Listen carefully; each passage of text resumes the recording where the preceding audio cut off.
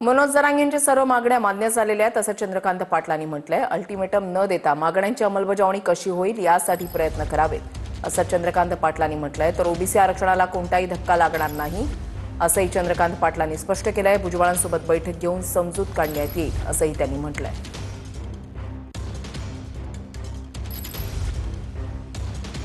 त्यांच्या सगळ्या मागण्या मान्य झाल्या आहेत। गाव लेवलला समिती झाली। गावामध्ये एखाद्याकडे कुणबी दाखला असेल तर त्याचा जो भाऊबंद आहे, ज्याला आपण गावामधला आपला नातेवाईक म्हणतो, तर त्यालाही ॲफिडेव्हिटवर सक्षम अधिकाऱ्यांनी पडताळणी करून दाखला द्यायचा आहे।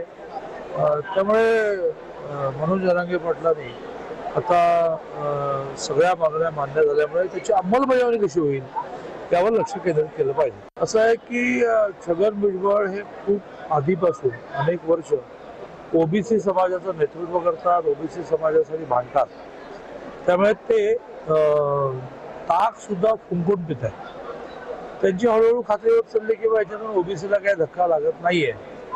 तसे तसे ते या विषयामध्ये आपल्या जसं ताईवाडी आपल्या सहकार्यांना समजावून सांगतात, भुजबळजी पण सांगितले अरे बाबा याच्यामध्ये ओबीसीला काही फार प्रॉब्लेम नाही।